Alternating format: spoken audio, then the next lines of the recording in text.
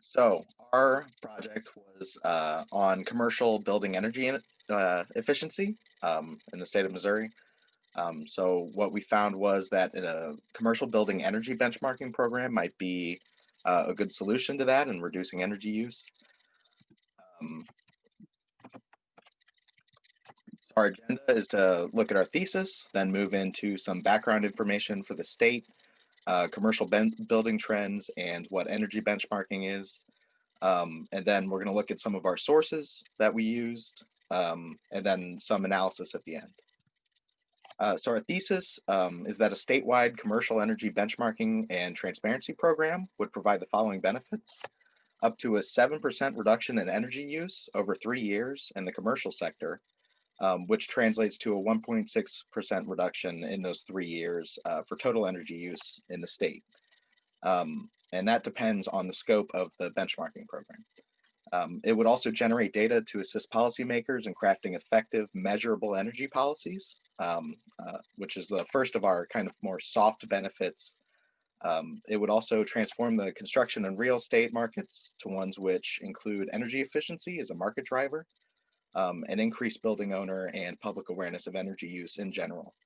We're going to move into our background. So Missouri's energy, 23% of energy consumed by the state is by commercial buildings.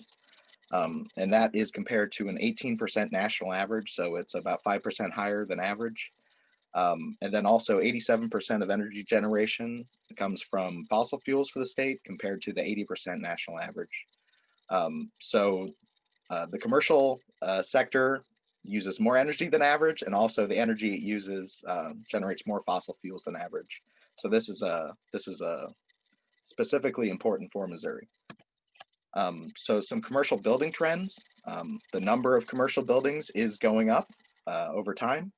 They are also tending to get bigger per building, so more area covered per building. And then that has a trend of having a small number of buildings account for the most floor space. So like a Pareto rule of like 80-20 rule of 20% of the buildings account for 80% of the floor space. It's crazy. And that also accounts for most of the energy use. And then some of the fastest growing building types, like healthcare and lodging, are also the least efficient ones. So it's trending towards less energy efficient building types. And there's also, when you look at the end uses, all the benefits of lighting and HVAC technology improvements are being counterbalanced by an increase in uses of like office equipment that actually burns a lot more energy. So those are the trends. And also to throw in there, the EPA determined that 30% of energy consumed by commercial buildings is wasted. So there's a large area of improvement. So here's some figures to kind of show what I just covered. These are pulled from a report on commercial buildings that the EIA, the Energy Information Administration, creates. So on the one on the left, you can see the blue line is the increase in the number of buildings, and the green line is the increase of area that commercial buildings cover. And you can see that the area is growing faster than the number of buildings. So that kind of shows that they're growing larger and the number is increasing. And then the one on the right is pretty important for benchmarking programs because you want to get the most bang for your buck. So you want to cover buildings that cover the most floor space. And that would be the larger ones. So up top, you can see buildings that fall into the size category of 1,000 square foot to 5,000 square feet. They account for like 50% of all buildings or all commercial buildings, while only accounting for less than 10% of total aggregate area covered. While on the other hand, on the other end of the spectrum, you have the over 500,000 square foot buildings. I think in Missouri, there are like 8 of them, and they cover almost 10% of the total floor space. So even if you were just to implement benchmarking in those 8 buildings, you could get a lot of savings. Here are some of the other trends, like the healthcare and lodging are growing faster than offices. So the energy intensity overall is going up. And then on the right, you can see that computers and office equipment are overall from 2019 to 2050 growing more than the lighting improvements are offsetting. And these figures are from another report run by the US EIA. So energy benchmarking is usually a community or government ran program. It encourages or requires people to track and report their energy consumption. Performance is benchmarked against performance of similar buildings. So the EPA basically has, most restaurants in the nation have this performance. So if you own a restaurant, you could check it against that. It's also useful to measure against yourself across time. So last year we consumed this much, and this year we're down. And then the EPA created a free-to-use building energy benchmarking system called the Energy Star Portfolio Manager. And so most benchmarking programs take advantage of this free tool that the EPA has created. And the EPA has determined that by using it, you can save 7% of energy over 3 years in a study that we're going to cover. So here, we're going to go into some of our sources. A lot of our hard data was pulled from the EIA, which is the US Energy Information Administration, and also some EPA reports. And then a lot of our soft information for the paper was brought through an interview with the subject matter expert, a behavioral study, and the Institute for Market Transformation. So the EIA has a database called SEDS. It's the State Energy Data System. It has energy consumption, prices and expenditures and production related to energy in the US state by state, and they've been collecting that from 1960 to now. So it's a source for most of their analysis and forecasting, and it's available to the public. One of the core things for us was the Commercial Buildings Energy Consumption Survey, which has data on commercial buildings and their energy consumption, and it's been gathered periodically beginning in 1979. It includes information on building characteristics such as size, number, age, and purpose. And the latest data for that is from 2018. And then it also includes energy consumption data, and the latest data covers 2012. So they have yet to publish the energy data for 2018. Another is the Annual Energy Outlook, which presents an assessment of the outlook for the energy markets through 2050. So they make a reference case that represents their best assessment of how the energy markets will operate through 2050. And then they also create side cases like this is what it would look like if there's high economic growth or low economic growth. And we use this for a lot of our assumptions. So EPA reports, they ran a study on 35,000 commercial buildings using the Energy Star Portfolio Manager from 2008 to 2011. Found on average commercial buildings saved the 7% across 3 years, which is like the core of our paper. It also varies by building type, with retail properties saving 11% and hospitals 2%. So there's a wide range in how effective it can be based on end purpose.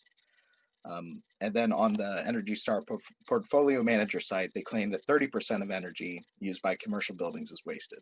And we couldn't quite find a study to back that up from the EPA, but it's cited frequently. So it's a hope that that's true.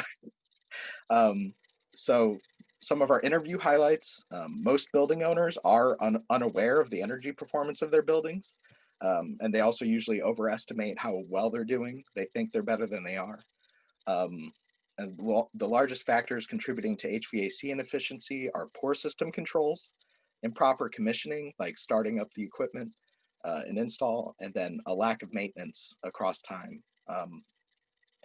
And we also found that it is easier to convince building owners to invest in energy efficiency when they're already deciding to purchase a new system than it is to make them decide to purchase a new system. So that's what we found in our interview. Now, the behavioral study we looked at, it examined office building decision makers in Pittsburgh through interviews and surveys.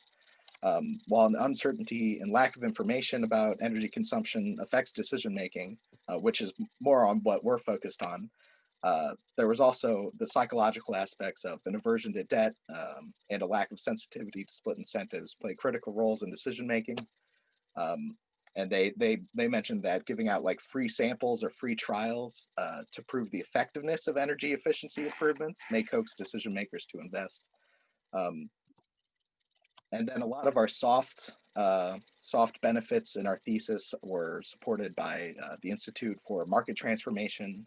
They're a nonprofit working with the US DOE and other energy-focused nonprofits, and they identify benefits of energy benchmarking and transparency programs.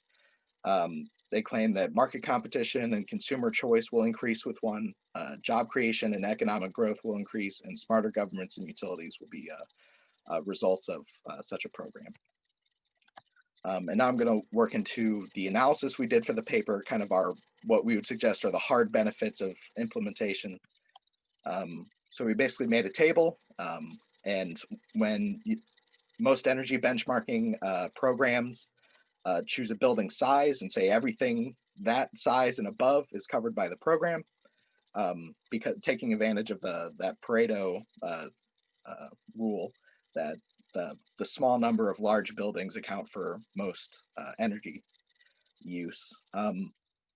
And most that we've seen, especially in Kansas City and St. Louis, that are already being implemented, use 50,000 square foot for their